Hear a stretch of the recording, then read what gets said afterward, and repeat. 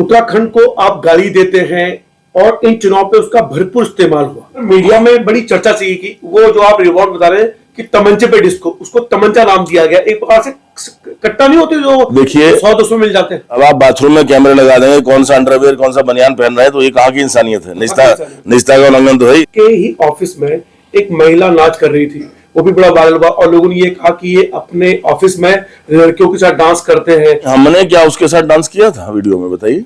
देखिए, कर्मठ पुरुष है, किंग कर्तव्य विहीन अकर्मण्य व्यक्ति ही भाग्य पे निर्भर होता है। हम इतनी उम्र में फिजिकली फिट कैसे हैं? अय्याश आदमी फिजिकली फिट होता है क्या? स्ट्रांग होता है क्या?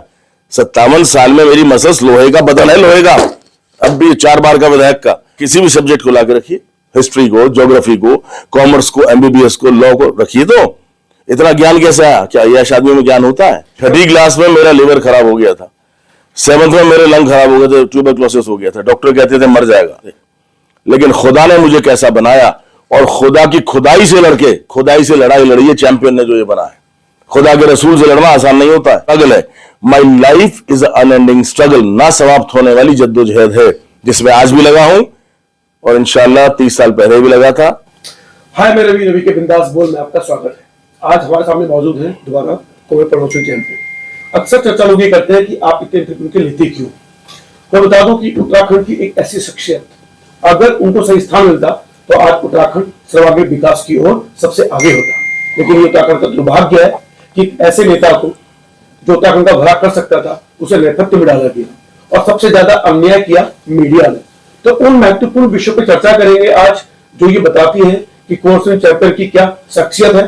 पहले उन पर वो आरोप जो अक्सर उत्तराखंडी समझते हैं, और यह जानेगा कि इसके बाद हम एक लंडोरा रियासत पे एक सीरीज शुरू कर रहे हैं, और वो सीरीज जो पूरे उत्तराखंड नहीं पूरे हिंदुस्तान पूरे विश्व के लिए एक धरोहर है। सबसे पहले सर पूरा स्वागत है आपके हमारे चैनल में। आभार मानव आपका। सर मुझे ये जानना है कि अक्सर आप पे आरोप लगते रहे, तो पहले उन आरोपों पर खुली चर्चा करते हैं। उत्तराखंड को आप गाली देते हैं और इन चुनाव पे उसका भरपूर इस्तेमाल हुआ, तो सर ये उत्तराखंड को गाली देने की जो चर्चा की शुरुआत हुई, उस कैसे शुरुआत हुई और आप वहां पे कितने पीड़ित हैं और कितने बड़े आरोपी? आज इसी उत्तराखंड सदन उत्तराखंड निवास नई दिल्ली, जहां से हमारे खिलाफ पत्रकारों द्वारा षड्यंत्र साजिश की शुरुआत की गई थी, उसी में हम और आप मिले हैं। उत्तराखंड को रही गाली देने की बात बिल्कुल मिस एप्रोप्रिएटेड मैटर था, वीडियो को एडिट किया गया। हम बताएंगे हुआ क्या था। भला मैं अपनी मातृभूमि को क्यों गाली दूंगा भाई? I am a highly educated person, I have deep interest in the subjects of the world, I have deep study. How and why will I abuse my own state? Irrelevant, absolutely unfounded. It was a lie. Anyway, 10 साल पहली बात है लगभग, हमारे कार्यकर्ता के यहाँ बच्चे की जन्मदिन पार्टी थी। रात में 1:30-2 बजे जब सब चले गए तो उन्होंने कहा कि साहब हम अपने परिवारजन मिलकर के आपके साथ जश्न मनाना चाहते हैं। अब राजनीति में आप जानते हैं अपनी मर्जी अपनी समझ तो चलती नहीं है, आपको कॉम्प्रोमाइज करना पड़ता है बार बार।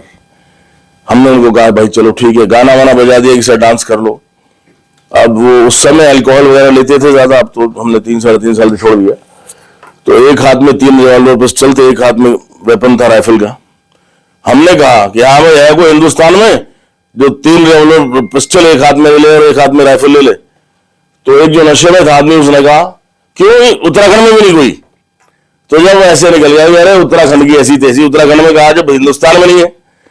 तो शराब के नशे में अपने यारों दोस्तों में हल्की बात करते हुए उस पोर्शन को तो दिखाया नहीं जिसमें कहा जा रहा है कि है कोई हिंदुस्तान में जो एक हाथ में 3 रिवॉल्वर पिस्टल ले ले एक हाथ में राइफल। खाली जो उत्तराखंड के लिए अब शब्द था उसको दिखा दिया। ये एक बड़ा ही वेल ऑर्केस्ट्रेटेड कॉन्स्पिरेसी मेरे खिलाफ थी, जिसमें वो लोग काफी कामयाब भी रहे मुझे बदनाम करने में। लेकिन मेरा दिल उत्तराखंड के साथ है, मैं उत्तराखंडी हूं और रहूंगा। सर जो हाथों में रिवॉल्वर हिला रहे थे उसे मीडिया में कहा गया कि वो तमंचा है, यानी तमंचे पे डिस्को कर रहे थे। जिसकी औकात होती है, जिस मीडिया कर्मी ने 12वीं फेल की हो, उत्तराखंड में ये हो रहा है ना कि 12वीं फेल करी, पैड ले लिया, कागज ले लिया। सारों के लिए नहीं कह रहा हूं, बुद्धिजीवी भी है, आपके जैसे अच्छे प्रैक्टिकल आदमी भी हैं।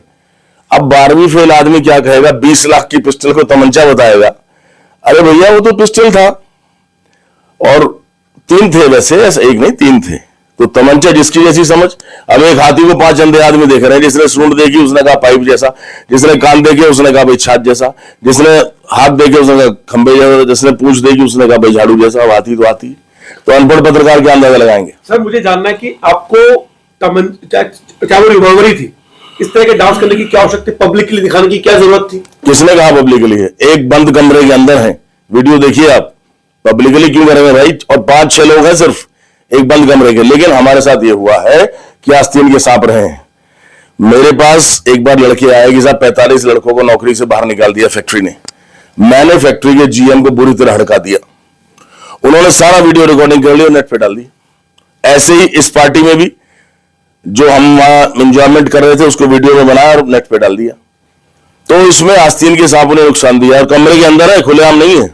अच्छा, यानी कि आप ये कह सकते हैं कि एक प्रकार से ये निष्ठा का उल्लंघन भी था कि कमरे में कोई कुछ भी करे उसको पब्लिक मीडिया ने पब्लिक कर दिया। अब आप बाथरूम में कैमरे लगा देंगे, कौन सा अंडरवेयर कौन सा बनियान पहन रहा है, तो ये कहाँ की इंसानियत है? निष्ठा का उल्लंघन तो है ही है।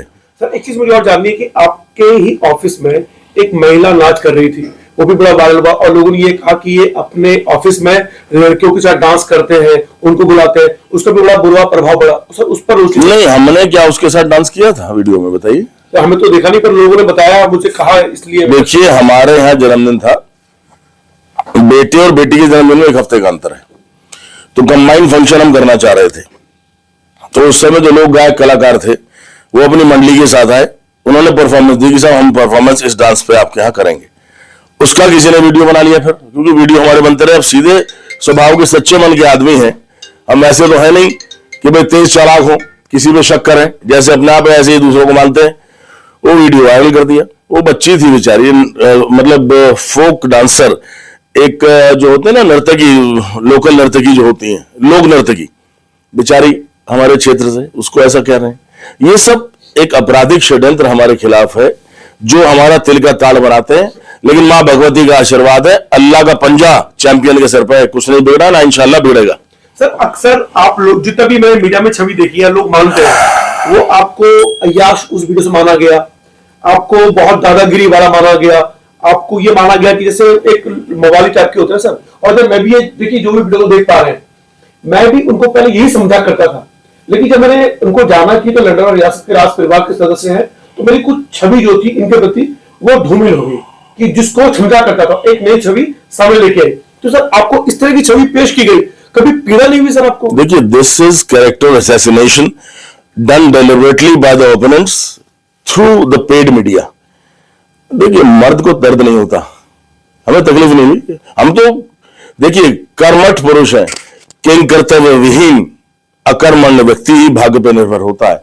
जो कर्मवीर मनुष्य अपने पौरुष से अपना भाग्य निर्माण करता है, ऐसी ऐसी बुराइयों का कोई असर नहीं पड़ा। नंबर 2, क्या ऐसे पत्रकारों को नहीं दिखा कि हमें विस्तृत ज्ञान कैसे हासिल हुआ? हम इतनी उम्र में फिजिकली फिट कैसे? अय्याश आदमी फिजिकली फिट होता है क्या? स्ट्रांग होता है क्या? 57 साल में मेरी मसल्स लोहे का बदन है, लोहे का, अब भी 4 बार का विधायक का। एजुकेशन, मेरे अपने साइंस सब्जेक्ट थे केमिस्ट्री, बॉटनी, जूलॉजी, और एमएससी में बॉटनी जूलॉजी में दाखिला लिया।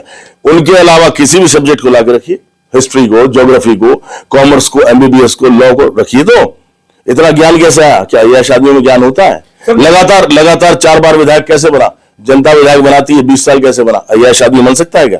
ये भी तो पूछते हैं आप, जो नहीं पूछा किसी ने।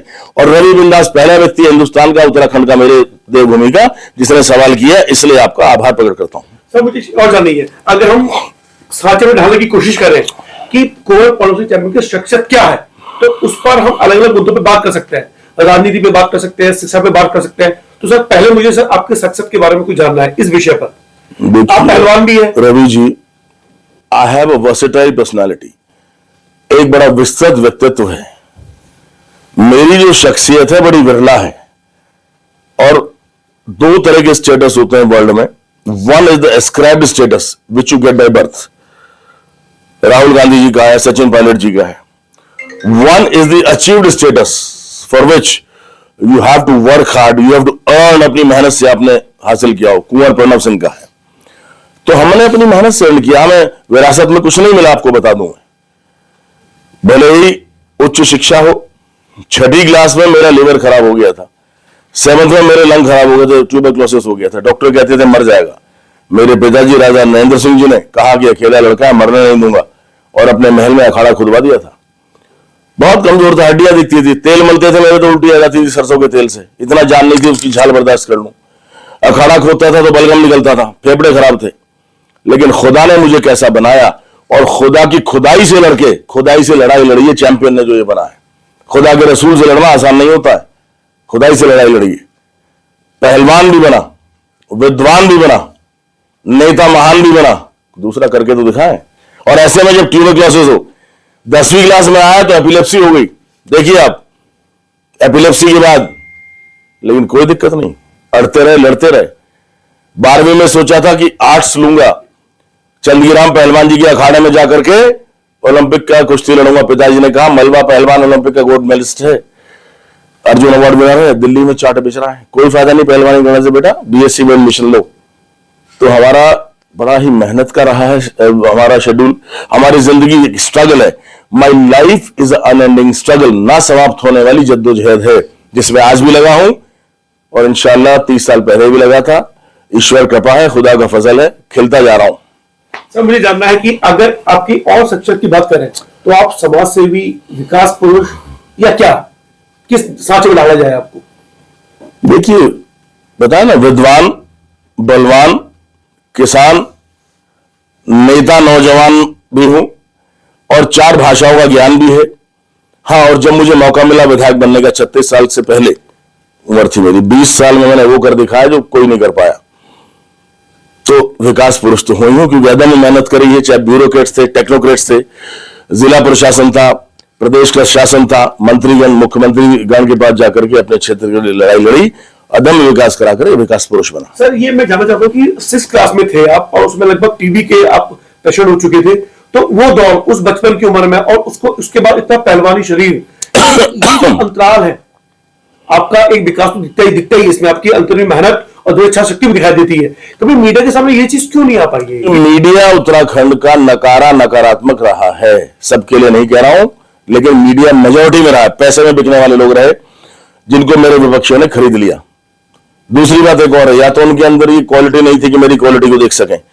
हीरे की कदर जौहरी जान सकता है, एक लोहार नहीं जान सकता, पात्रता नहीं थी उनके अंदर, इसलिए शायद वो नहीं पहचान पाए। लेकिन कुंवर प्रणव सिंह का जब वो फेस चल रहा था, बहुत इन्फेरिटी कॉम्प्लेक्स होता था, हीन भावना होती थी, मन करता था बस तू चला जा, लेकिन हालात से लड़ा, और इंशाल्लाह खुदा का पंजा सिर पे रहा, ईश्वरी कृपा रही, शिकस्त नहीं हुई, जीत पे जीत होती चली गई। सर एक चीज और, लोग आपको जातिवादी नेता मानते हैं, लोग कहते हैं कि ये वीर गुज्जर है तो वीर गुज्जरों की सोचते हैं, तो क्या वास्तव में आप इस सांचे में ढाले जाते हैं? ये फिर मैंने कहा ना, छोटे दिमाग की उपज है, जिसकी जितनी औकात, कुएं का मेंढक कुएं के बराबर सोचेगा कि लड़की नाच रही है, ऑफिस में अय्याश होंगे, उत्तराखंड को गाली दे रहे हैं। अरे गाली नहीं दे रहे यार, वो पूरा वीडियो तो देखो क्या है। तो जिसकी जितनी सोच है उतना सोचेगा।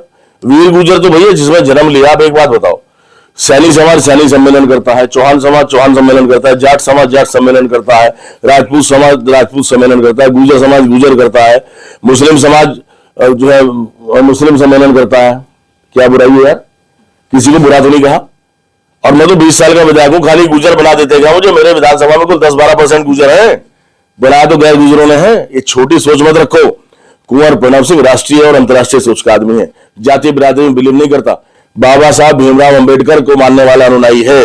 बाबा साहब कहते थे कि अपने नाम के पीछे सरनेम लिखना बंद कर दो, हिंदुस्तान सब एक हो जाएगा, जाति प्रथा खत्म कर दो। चैंपियन वो मानता है, इसलिए चैंपियन गुजर नहीं लिखता, चैंपियन चैंपियन लिखता है।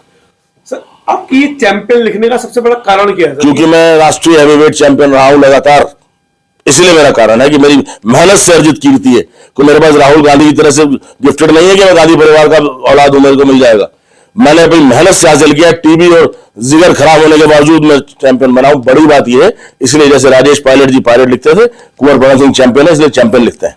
सर मुझे एक चीज और जाननी है कि उत्तराखंड में मंत्री न बनाए जाने की पीड़ा अक्सर आपकी बयानों में झलकती है, तो क्या वास्तव में ये पीड़ा आपके मन में है? और दूसरा सवाल उसी से जुड़ा हुआ है सर कि आपको उचित स्थान न मिल पाया इस उत्तराखंड की राजनीति में, उसका क्या कारण था? देखिए, पीड़ा हमें नहीं है। आपको मैंने बताया ना कि हमारा तो राज परिवार है भैया, हमें क्या जरूरत है किसी चीज की। हाँ, मेरी जनता जो थी अत्यंत पिछड़े क्षेत्र, अति पिछड़ा क्षेत्र था, दल्लावाला, कलसिया, साल में 6 महीने जो है पानी हो जाता था, बेचारे सड़ गल जाते थे।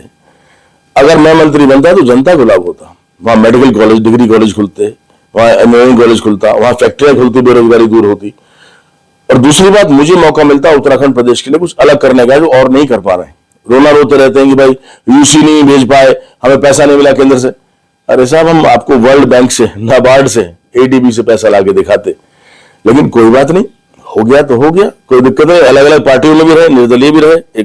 इसके लिए एक कलाम कह देता हूं कि दिल की ये आरज़ू थी कोई दिलरुबा मिले, अब तक तो जो भी दोस्त मिले बेवफा मिले। सर ऐसा ना हो कि जख्म कोई फिर नया मिले, अब तक तो जो भी दोस्त मिले बेवफा मिले।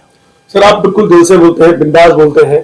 क्या राष्ट्रीय राजनीति में आने की शुरुआत मान ली जाए, क्योंकि आपने अपने लड़र रियासत के हुए सर्व सम्मान समाज में ये कहा कि हम सहारनपुर से चुनाव लड़ने जा रहे हैं, तो क्या माना जाए कि अब ये चैंपियन केंद्रीय राजनीति में आने वाले हैं और एक राष्ट्रीय राजनीति में क्या उसका लाभ उत्तराखंड को भी मिलेगा? इंशाअल्लाह। देखिए, आवाज़े खलक नक्कारे खुदा हुआ करती है।